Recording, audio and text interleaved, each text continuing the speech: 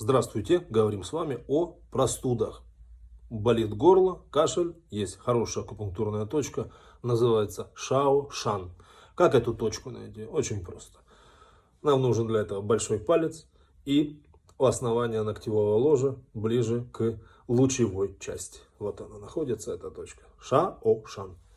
На эту точку вы можете воздействовать, массировать эту точку. Тыльная сторона карандаша, зубочисткой, кто любит экстрим, или тыльная сторона ручки, можете эту точку прогревать. На левой и на правой руке массажируем. Давим на эту точку, массируем. Массируем, если массируем круговыми движениями на протяжении 2-3 минут. Если мы на эту точку давим, то надавили, 10 секунд задержали, отпустили пару секунд, потом снова так делаем по минутке.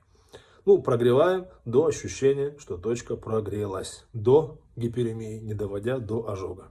Друзья мои, не болейте. И помним, основная профилактика – доброта и взаимопомощь. Всем всего доброго. До свидания.